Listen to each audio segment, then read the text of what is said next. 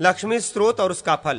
पुष्कर कहते हैं, परशुराम जी, पूर्व काल में इंद्र ने राज्य लक्ष्मी की स्थिरता के लिए जिस प्रकार भगवती लक्ष्मी की स्तुति की थी, उसी प्रकार राजा भी अपनी विजय के लिए उनका स्तवन करे। इंद्र बोले, जो संपूर्ण लोकों की जननी है, समुद्र से जिनका आविर्भाव हुआ है, जिनके नेत्र खिले हुए कमल के समान शोभायमान है, तथा जो भगवान विष्णु के वक्षा स्थल में विराजमान है, उन लक्ष्मी देवी को मैं प्रणाम करता हूँ। जगत को पवित्र करने वाली देवी तुम सिद्धि हो। तुम ही स्वधा, स्वहा, सुधा, संध्या, रात्रि, प्रभा, भूति, मेघा, श्रद्धा और सरस्वती हो। शोभायमयी देवी तुम ही यज्ञ विद्या, महाविद्या, गुह्य विद्या तथा मोक्ष रूप फल प्रदान करने वाली आत्मविद्या हो। आन्वीक्षिकी, दर्शन शास्त्र, त्रयी, ऋक्, साम, यजु, वार्ता, जीविका प्रधान कृषि, गोरक्षा और वाणिज्य कर्म तथा दंड नीति भी तुम ही हो। देवी तुम स्वयं सौम्य स्वरूप वाली सुंदरी हो, अतः तुमसे व्याप्त होने के कारण इस जगत का रूप भी सौम्य मनोहर दिखाई देता है। भगवती, तुम्हारे सिवा दूसरी कौन स्त्री है जो कामोद की गदा धारण करने वाली देवाधिदेव भगवान विष्णु के अखिल यज्ञमय विग्रह को, जिसका योगी लोग चिंतन करते हैं, अपना निवास स्थान बना सके। देवी, तुम्हारे त्याग देने से समस्त त्रिलोकी नष्ट प्राय हो गई थी, किंतु इस समय पुनः तुम्हारा ही सहारा पाकर ये समृद्ध पूर्ण दिखाई देती है। महाभागे, तुम्हारी कृपा दृष्टि से ही मनुष्यों को सदा स्त्री, पुत्र, गृह मित्र और धन धान्य आदि की प्राप्ति होती है। देवी, जिन पुरुषों पर आपकी दया दृष्टि पड़ जाती है, उन्हें शरीर की निरोगता, ऐश्वर्य, शत्रु पक्ष की हानि और सब प्रकार के सुख कुछ भी दुर्लभ नहीं है। मात, तुम संपूर्ण भूतों की जननी और देवाधिदेव विष्णु सबके पिता है। तुमने और भगवान विष्णु ने इस चराचर जगत को व्याप्त कर रखा है। सबको पवित्र करने वाली देवी, तुम मेरी मान प्रतिष्ठा, खजाना, अन्न भंडार, ग्रह, साज सामान, शरीर और स्त्री किसी का भी त्याग न करो। भगवान विष्णु के वक्षा स्थल में वास करने वाली लक्ष्मी, मेरे पुत्र, मित्रवर्ग, पशु तथा आभूषणों को भी न त्यागो। विमल स्वरूपा देवी, जिन मनुष्यों को तुम त्याग देती हो, उन्हें सत्य, समता, शौच और शील आदि सद्गुण भी तत्काल ही छोड़ देते हैं। तुम्हारी कृपा दृष्टि पड़ने पर गुणहीन मनुष्य भी तुरंत ही शील आदि संपूर्ण उत्तम गुणों तथा पीढ़ियों तक बने रहने वाले ऐश्वर्य से युक्त हो जाते हैं। देवी, जिसको तुमने अपनी दया दृष्टि से एक बार देख लिया, वही श्लाघ्य, प्रशंसनीय, गुणवान, धन्यवाद का पात्र, कुलीन, बुद्धिमान, शूर और पराक्रमी हो जाता है। विष्णु प्रिय, तुम जगत की माता हो। जिसकी ओर से तुम मुंह फेर लेती हो, उसके शील आदि सभी गुण तत्काल दुर्गुण के रूप में बदल जाते हैं। कमल के समान नेत्रों वाली देवी, ब्रह्मा जी की जिह्वा भी तुम्हारे गुणों का वर्णन करने में समर्थ नहीं हो सकती। मुझ पर प्रसन्न हो जाओ तथा कभी भी मेरा परित्याग न करो। पुष्कर कहते हैं, इंद्र के इस प्रकार स्तवन करने पर भगवती लक्ष्मी ने उन्हें राज्य के स्थिरता और संग्राम में विजय आदि अभिष्ट वरदान दिया। साथ ही अपने स्रोत का पाठ तथा श्रवण करने वाले पुरुषों के लिए भी उन्होंने भोग तथा मोक्ष मिलने के लिए वर प्रदान किया। अतः मनुष्य को चाहिए कि सदा ही लक्ष्मी के इस स्रोत का पाठ और श्रवण करे। श्री राम के द्वारा उपदिष्ट राजनीति। अग्निदेव कहते हैं, वशिष्ठ, मैंने तुमसे पुष्कर की कही हुई नीति का वर्णन किया है। अब तुम लक्ष्मण के प्रति श्री रामचंद्र द्वारा कही गई विजयदायिनी नीति का निरूपण सुनो। ये धर्म आदि को बढ़ाने वाली है। श्री राम कहते हैं, लक्ष्मण, न्याय, धान्य का छठा भाग लेने आदि के द्वारा धन का अर्जन करना, अर्जित किए हुए धन को व्यापार आदि द्वारा बढ़ाना, उसकी स्वजनों और परिजनों से रक्षा करना तथा उसका सत्पात्र में नियोजन करना, यज्ञादि में तथा प्रजा पालन में लगाना एवं गुणवान पुत्र को सौंपना, ये राजा के 4 प्रकार के व्यवहार बताए गए हैं। राजा नय और पराक्रम से संपन्न एवं भलीभांति उद्योगशील होकर स्वमंडल एवं परमंडल की लक्ष्मी का चिंतन करे। नय का मूल है विनय, और विनय की प्राप्ति है शास्त्र के निश्चय से। इंद्रिय जय का ही नाम है विनय है, और जो उस विनय से युक्त होता है वही शास्त्रों को प्राप्त करता है। जो शास्त्र में निष्ठा रखता है, उसी के हृदय में शास्त्र के अर्थ तत्व स्पष्टतया प्रकाशित होते हैं। ऐसा होने से स्वमंडल और परमंडल की श्री प्रसन्न निष्कंटक रूप से प्राप्त होती है।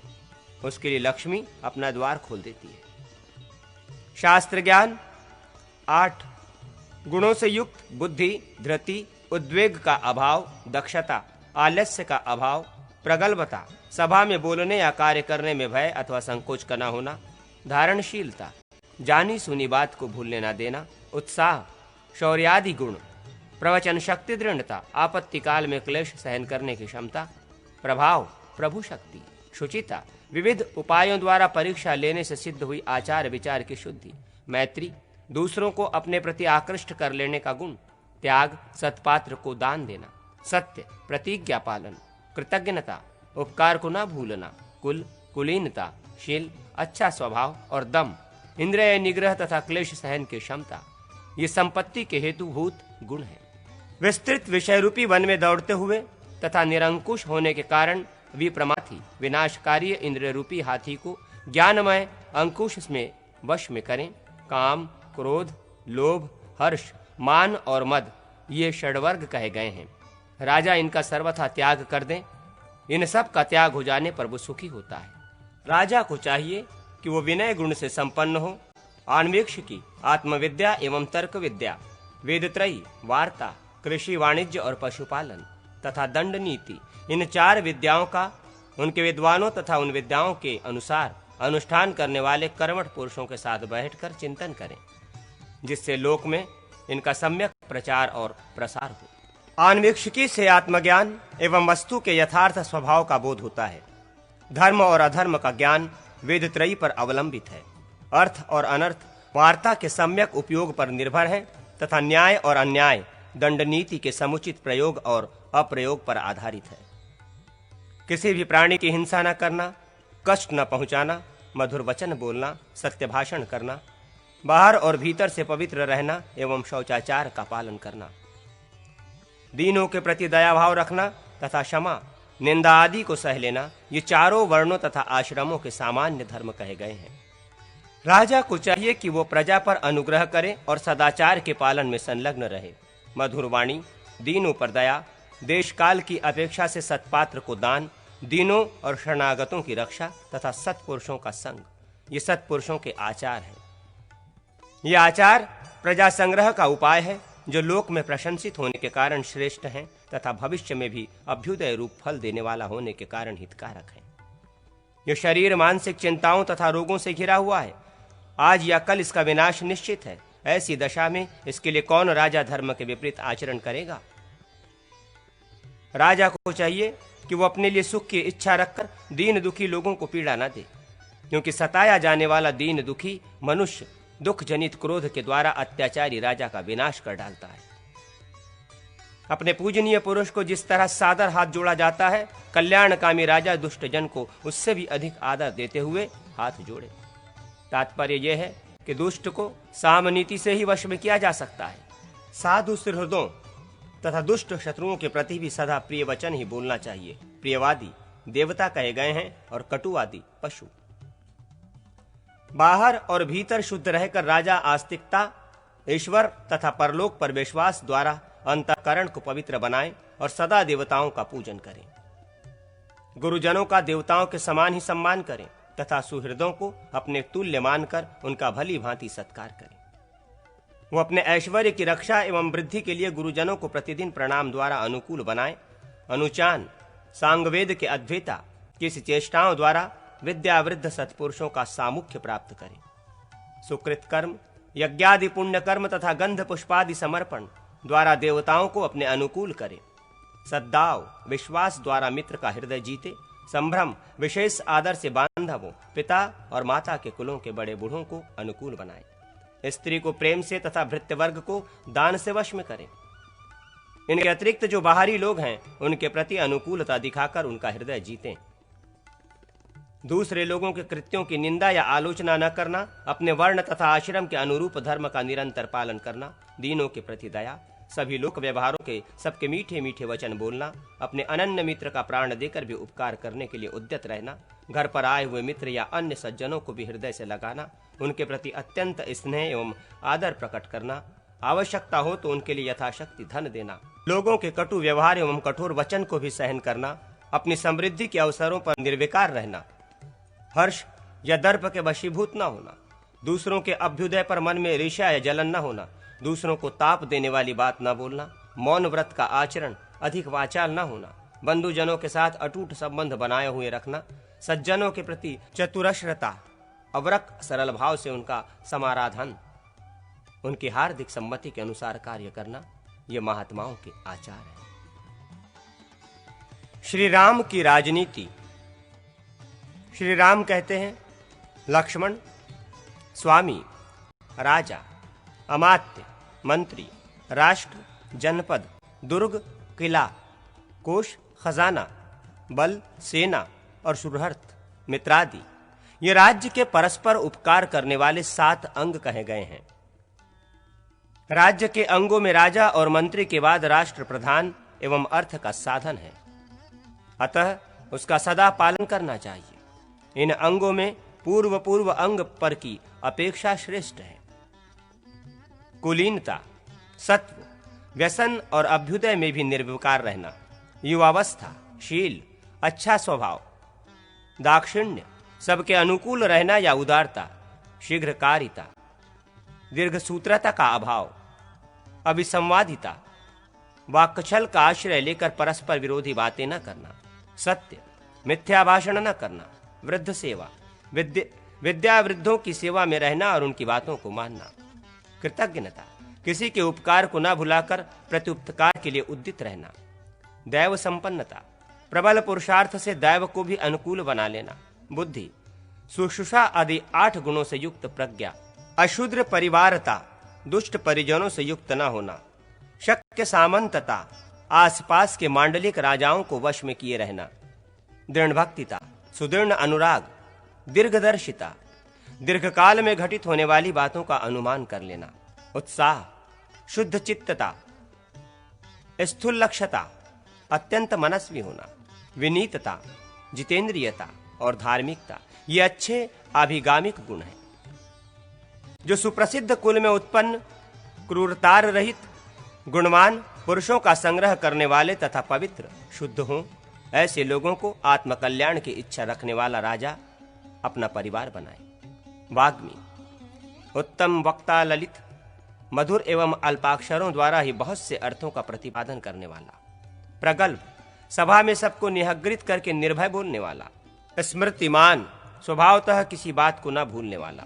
उदग्र, ऊंचे कद वाला। बलवान, शारीरिक बल से संपन्न एवं युद्ध आदि में समर्थ। वशी, जितेंद्रिय, दंडनेता, चतुरंगणी सेना का समुचित रीति से संचालन करने में समर्थ, निपुण, व्यवहार कुशल। कृतविद्य, शास्त्रीय विद्या से संपन्न। स्वग्रह, प्रमाद से अनुचित कर्म में प्रवृत्त होने पर वहां से सुखपूर्वक निवृत्त किए जाने योग्य। पराभियोग प्रसह, शत्रुओं द्वारा छेड़े गए युद्धादि के कष्ट को दृढ़ता पूर्वक सहन करने में समर्थ, सहसा आत्मसमर्पण न करने वाला। सर्वदृष्ट प्रतिक्रिय, सब प्रकार के संकटों के निवारण के अमोघ उपाय को तत्काल जान लेने वाला। परिच्छिद्रान्नवेशी, गुप्तचर आदि के द्वारा शत्रुओं के छिद्रों के अन्वेषण में प्रयत्नशील। संधि विग्रह तत्ववित्त, अपनी तथा शत्रु की अवस्था के बलाबल भेद को जानकर संधि विग्रह आदि 6 गुणों के प्रयोग के ढंग और अवसर को ठीक ठीक जानने वाला। गूढ़ मंत्र प्रचार, मंत्रणा और उसके प्रयोग को सर्वथा गुप्त रखने वाला। देश काल विभागवित, किस प्रकार की सेना किस देश और किस काल में विजयनी होगी इत्यादि बातों को विभाग पूर्वक जानने वाला। आदाता समग्रथ्या नाम, प्रजा से आदि से न्यायपूर्वक धन लेने वाला। विनियोक्ता, धन को उचित एवं उत्तम कार्य में लगाने वाला। पात्रवित्त, सत्पात्र का ज्ञान रखने वाला। क्रोध, लोभ, भय, द्रोह, स्तंभ, मान और चपलता, बिना विचारे कार्य कर बैठना, इन दोषों से दूर रहने वाला। परोपताप, दूसरों को पीड़ा देना। पैशून्य, चुगली करके मित्रों में परस्पर फूट डालना। मात्सर्य, डाह, ईर्ष्या, दूसरों के उत्कर्ष को न सह सकना और अनृत, असत्य भाषण, इन दुर्गुणों को लांघ जाने वाला। वृद्धजनों के उपदेश को मानकर चलने वाला। सुलक्षण, मधुरभाषी, मधुर दर्शन, आकृति से सुंदर एवं सौम्य दिखाई देने वाला।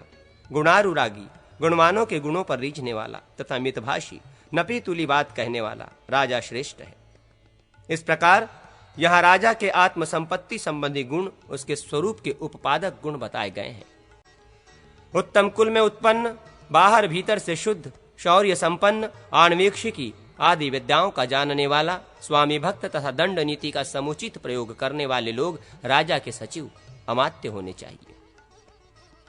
जिसे अन्याय से हटाना कठिन न हो, जिसका जन्म उसी जनपद में हुआ हो, जो कुलीन ब्राह्मण आदि, सुशील, शारीरिक बल से संपन्न, उत्तम वक्ता, सभा में निर्भीक होकर बोलने वाला, शास्त्र रूपी नेत्र से युक्त, उत्साहवान, उत्साह संबंधी त्रिविध गुण, शौर्य, अमरस एवं दक्षता से संपन्न, प्रतिपत्तिमान, प्रतिभाशाली, भय आदि के अवसरों पर उनका तत्काल प्रतिकार करने वाला, स्तब्धता, मान और चपलता से रहित, मैत्र, मित्रों के अर्जन एवं संग्रह में कुशल, शील, उष्ण आदि क्लेशों को सहन करने में समर्थ, शुचि, उपदा द्वारा परीक्षा से प्रमाणित हुई शुद्धि से संपन्न, सत्य, झूठ न बोलना, सत्व, व्यसन और अभ्युदय में भी निर्विकार रहना, धैर्य, स्थिरता, प्रभाव तथा आरोग्य आदि गुणों से संपन्न, कृतशिल्प, संपूर्ण कलाओं के अभ्यास से संपन्न, दक्ष, शीघ्रता पूर्वक कार्य संपादन में कुशल, प्रज्ञावान, बुद्धिमान, धारान्वित, अविस्मरणशील, दृढ़ भक्ति, स्वामी के प्रति अविचल अनुराग रखने वाला तथा किसी से वैर न रखने वाला और दूसरों द्वारा किए गए विरोध को शांत कर देने वाला पुरुष राजा का बुद्धि सचिव एवं कर्म सचिव होना चाहिए। स्मृति, अनेक वर्षों की बीती बातों को भी न भूलना, अर्थ तत्परता, दुर्गादि रक्षा एवं संधि आदि में सदैव तत्पर रहना, वितर्क, विचार, ज्ञान निश्चय, यह ऐसा ही है अन्यथा नहीं है, इस प्रकार का निश्चय, दृढ़ता एवं मंत्री गुप्ति, कार्य सिद्धि होने तक मंत्रणा को अत्यंत गुप्त रखना, ये मंत्री संपत्ति के गुण कहे गए हैं। पुरोहित को तीनों वेदों ऋग्वेद, यजुर्वेद और सामवेद तथा दंड नीति के ज्ञान में भी कुशल होना चाहिए। वो सदा अर्थव वेदोक्त विधि से राजा के लिए शांति कर्म एवं पुष्टि कर्म का संपादन करे।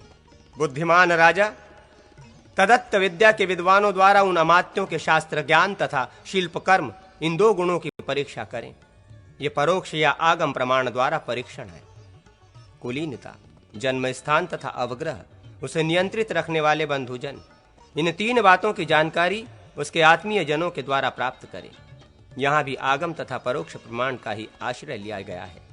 परिकर्म, दुर्गादि निर्माण में दक्षता, आलस्य न करना, विज्ञान, बुद्धि से अपूर्व बात को जानकर बताना, और धारीय स्मृतता, कौन कार्य हुआ और कौन सा कर्म शेष रह गया इत्यादि बातों का सदा स्मरण रखना।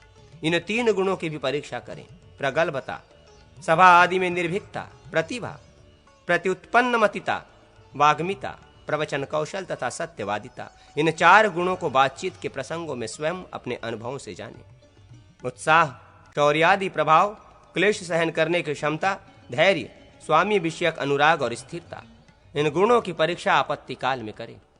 राजा के प्रति दृढ़ भक्ति, मैत्री तथा आचार विचार की शुद्धि, इन गुणों को व्यवहार से जाने। आसपास एवं पड़ोस के लोगों से बल, सत्व, संपत्ति और विपत्ति में भी निर्विकार रहने का स्वभाव, आरोग्य, शील, स्तब्धता, मान और दर्प का अभाव तथा अचापल्य, चपलता का अभाव एवं गंभीरता, इन गुणों को जाने।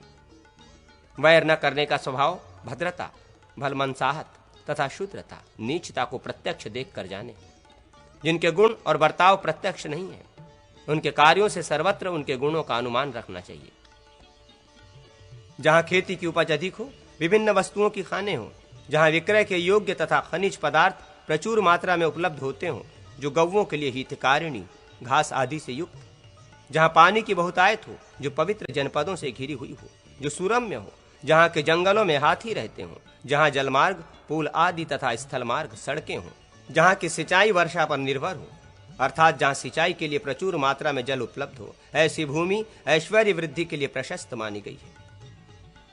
जो भूमि कंकरीली और पथरीली हो, जहां जंगल ही जंगल हो, जो सदा चोरों और लुटेरों के भय से आक्रांत हो, जो रुक्ष उसर हो, जहां के जंगलों में कांटेदार वृक्ष हो तथा जो हिंसक जंतुओं से भरी हो, वो भूमि नहीं के बराबर है।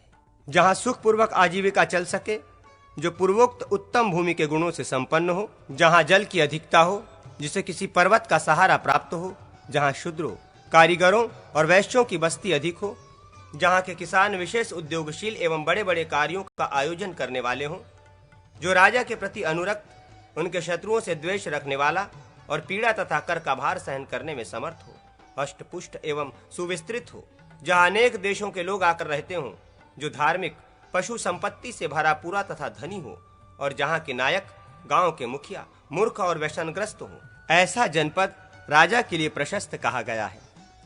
मुखिया मूर्ख और व्यसनी हो तो वो राजा के विरुद्ध आंदोलन नहीं कर सकता।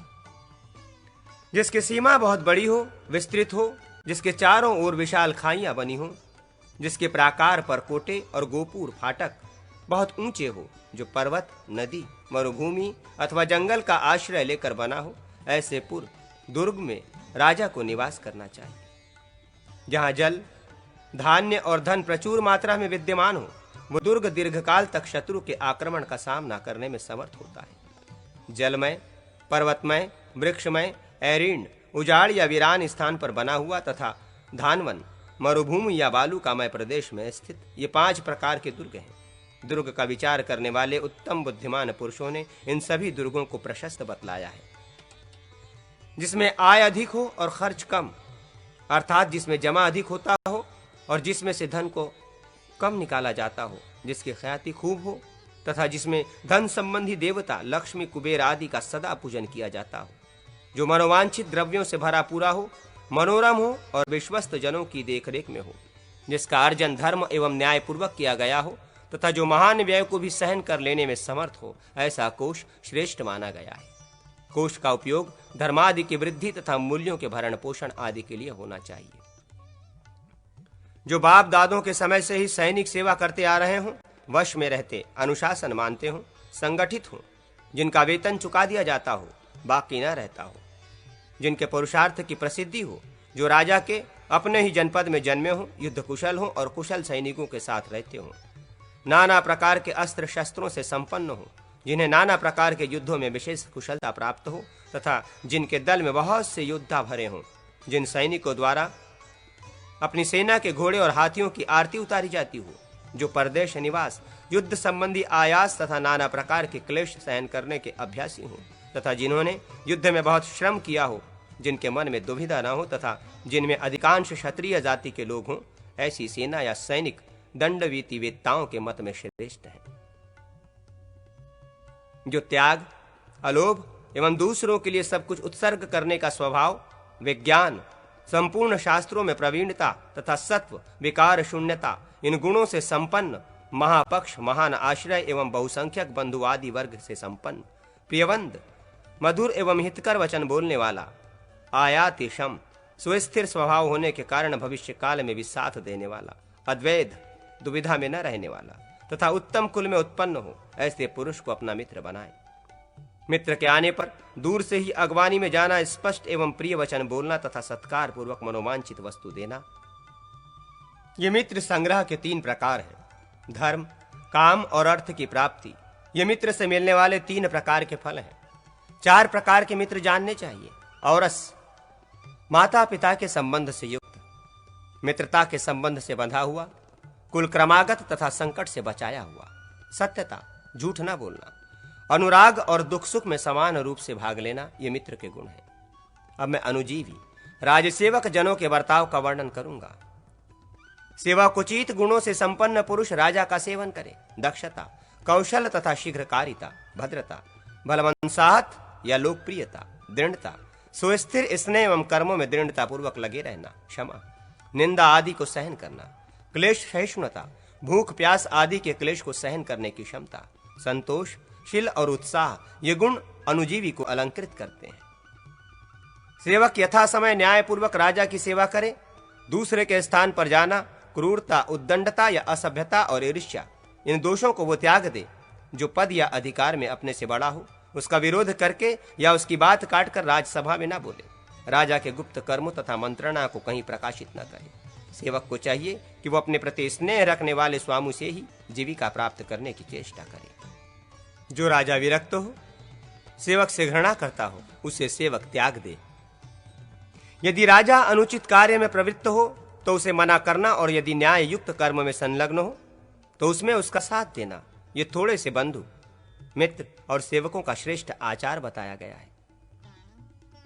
राजा मेघ की भांति समस्त प्राणियों को आजीविका प्रदान करने वाला हो, उसके यहाँ आय के जितने द्वार, साधन हो, उन सब पर वो विश्वस्त एवं जांचे परखे हुए लोगों को नियुक्त करे।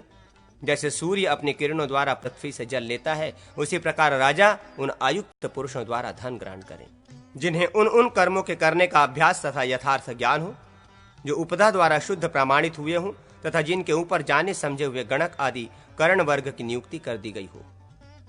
तथा जो उद्योग से संपन्न हो ऐसे ही लोगों को संपूर्ण कर्मों में अध्यक्ष बनाए। खेती, व्यापारियों में उपयोग में आने वाले स्थल और जल के मार्ग, पर्वत आदि दुर्ग, सेतुबंध, नहर एवं बांध आदि, कुंजर बंधन, हाथी आदि के पकड़ने के स्थान, सोने चांदी आदि की खाने, वन में उत्पन्न सार दारू आदि, साखू शीशम आदि की निकासी के स्थान तथा शून्य स्थानों को बसाना।